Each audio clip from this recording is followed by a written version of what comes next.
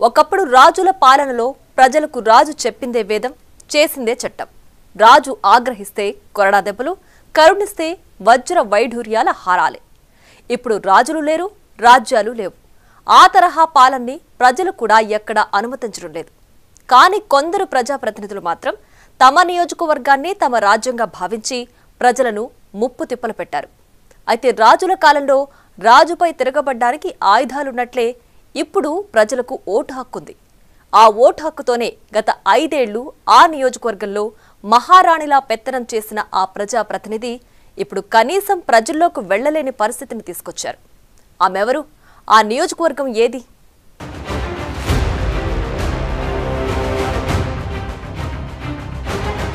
తమ సమస్యల్ని పరిష్కరించి నియోజకవర్గాన్ని అభివృద్ధి పథంలో నడిపిస్తారని ఎంతో ఆశతో నేతల్ని తమ ప్రజాప్రతినిధులుగా ప్రజలు ఎన్నుకుంటారు. అయితే అధికారం అండతో అడ్డగోలుగా రెచ్చిపోయి నియోజకవర్గాన్నే తమ రాజ్యంలా భావించి ఇష్టానుసారంగా పెత్తనం సాగించి పలువురు ఎమ్మెల్యేలు ఇప్పుడు చేసిన పాపానికి మూల్యం చెల్లించుకుంటున్నారు.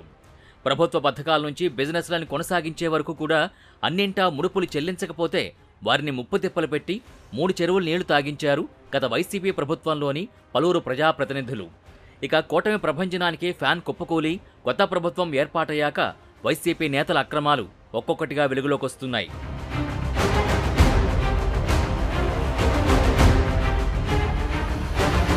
ఉమ్మడి గుంటూరు జిల్లాలోని చిలకలూరిపేట నియోజకవర్గం ఏపీ రాజకీయాల్లో హాట్ టాపిక్గా మారుతోంది.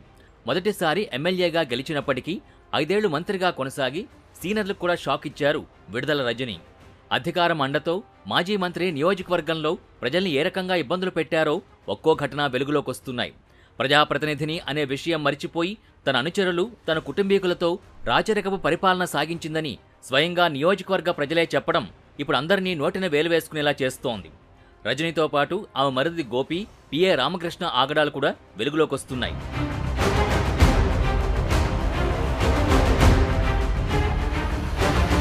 ముందుగా రజనీపై పసుమరు రైతులు ఎస్పీకి ఫిర్యాదు చేశారు. జగనన్న కాలనీ భూముల్లో ఆమె భారీ స్కామ్కి పాల్పడినట్టు వారు తెలిపారు. జగనన్న కాలనీ పేరుతో రైతుల నుంచి 200 ఎకరాల భూసేకరణ చేశారని ఆరోపించారు.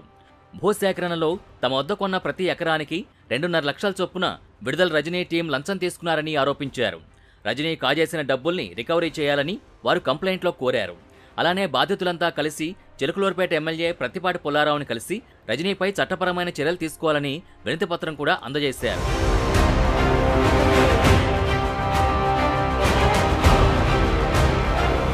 ఊహించని రీతిలో రైతులు ఒక్కసారిగా ఎదురు తిరగడంతో తమ తప్పులు సరిదిద్దుకున్నారు రజనీ. పసుమరు రైతుల నుంచి తీసుకున్న భూములకి మొత్తం 32 మంది రైతులకి 1,16,00,000 రూపాయల్ని మధ్యవర్తుల ద్వారా విడుదల రజనీ ఫ్యామిలీ చెల్లించినట్టు తెలుస్తోంది. కేసులకి భయపడే విడుదల రజనీ డబ్బులిచ్చారని బాధిత రైతులంటున్నారు. అయితే తిరిగిచ్చిన డబ్బులో కూడా కొందరు చేతివాటం చూపారని, మిగతా డబ్బును కూడా ఇప్పించాలని ఆవేదన వ్యక్తం చేశారు. మొత్తం 1,16,00,000. 1,16,00,000 2 విడతలుగా, ఫస్ట్ విడత 4 రోజుల క్రితం 90 లక్షలు పంపించడం జరిగింది.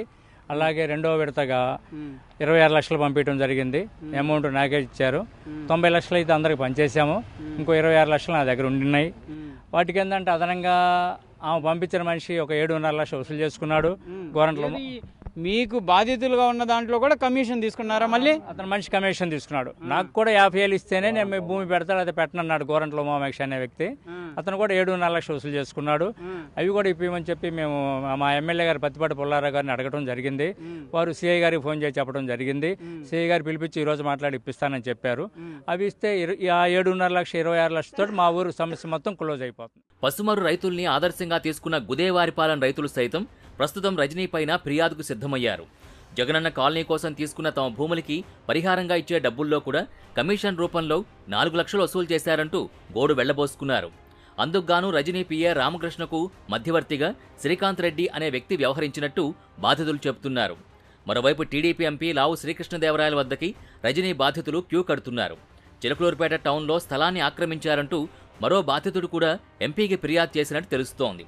అలానే పట్టణ పరిధిలో పెట్రోల్ బంకున్న స్థలాన్ని ఆక్రమించి బెదిరింపులకు పాల్పడుతున్నారని విడుదల గోపీనాథ్పై ఫిర్యాదు చేయడం కలకలంగా మారింది. పసుమరులో మా సహచరుల పొలాలకి డబ్బులు ఇప్పిస్తున్నారని తెలిసి లావు శ్రీకృష్ణదేవరాయలు గారిని మా గోడు వినిపించుకుందామని వచ్చాము.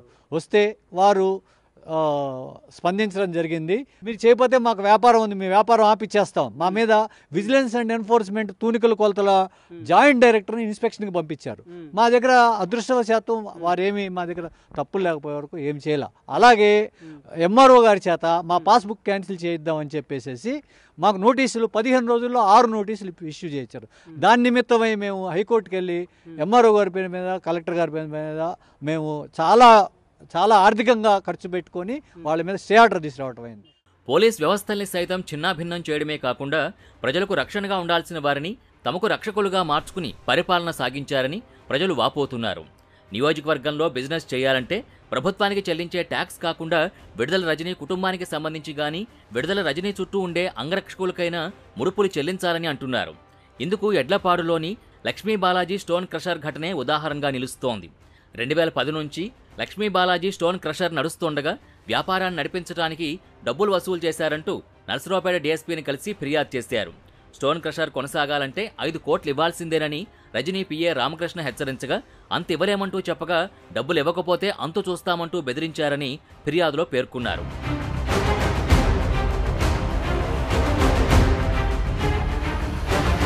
అంతటితో ఆగకుండా స్టోన్ క్రషర్ని పరిశీలించడానికి వచ్చిన అప్పటి విజిలెన్స్ ఎస్పీ జాషువా అవకతవకలు జరిగాయని 50 కోట్లు కట్టాలంటూ బెదిరించారని అంటున్నారు. ఇక విడుదల రజనీ పిఏని కలిసి సెటిల్మెంట్ చేయమని కోరగా 5 కోట్లు ఇస్తేనే కేసు మాఫీ చేస్తామని చెప్పారని బాధితులు వాపోయారు. అయితే తమకు డబ్బులే కావాలంటూ రామకృష్ణ పట్టుబట్టడంతో కొంత టైం కావాలంటూ వచ్చేశామని తెలిపారు. ఆ తర్వాత విడుదల రజనీ మరిది విడుదల గోపిని ఆశ్రయిస్తే రజనీకి 2 కోట్లు, జాషువాకి 10 లక్షలు, తనకు 10 లక్షలు ఇచ్చేలా డీల్ సెట్ చేసినట్టు బాధితులు చెబుతున్నారు. ఏప్రిల్ 4, 2021న గోపికి డబ్బులు అందించామంటూ ఫిర్యాదులో పేర్కొన్నారు బాధితులు.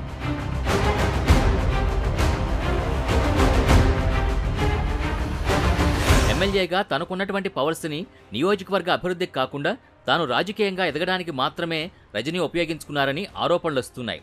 తనకు తానే తన చుట్టూ ఒక కంచెను ఏర్పాటు చేసుకుని సామాన్యులకు ఆ కంచె దాటి వెళ్లే పరిస్థితి లేకుండా చేశారని, అదే కాకుండా నియోజకవర్గంలో ప్రతి పనిలోనూ రజనీ కుటుంబ సభ్యులు వేలు పెట్టడం, పరోక్షంగా తామే ఎమ్మెల్యేలుగా భావించి అధికారాన్ని వినియోగించడం ఆమె ఓటమికి కారణమయ్యాయని అంటున్నారు.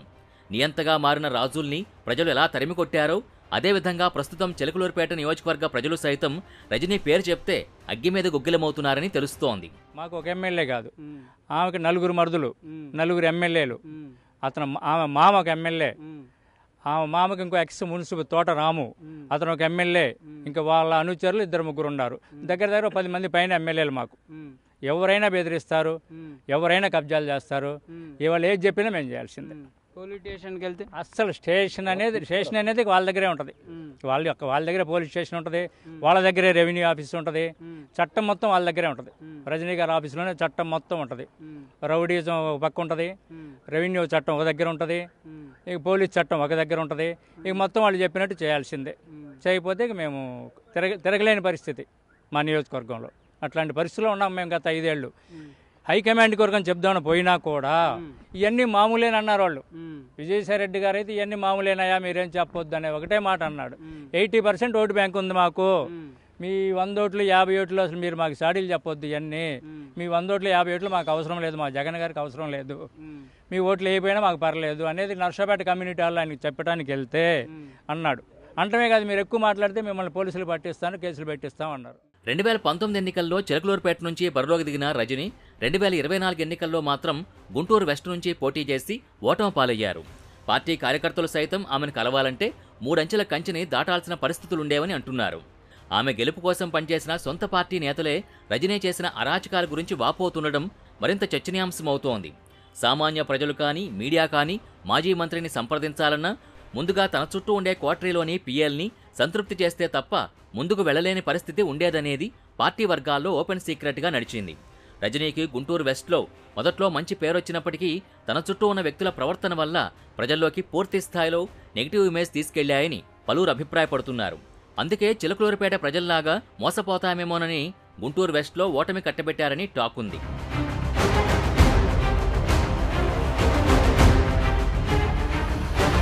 మొత్తానికి ఈ వరుస వివాదాలతో ప్రజల ముందుకు కూడా విడుదల రజనీ వెళ్లలేని పరిస్థితి నియోజకవర్గంలో నెలకొంది. ప్రజల నమ్మకాన్ని ఒమ్ము చేస్తూ అధికార మండతో అడ్డగోలుగా రెచ్చిపోతే చివరికి ఈ పరిస్థితే ఎదురవుతుందనే విమర్శలొస్తున్నాయి. మరి ఈ పరిస్థితి ఎంతవరకు కొనసాగుతుందో చూడాలి.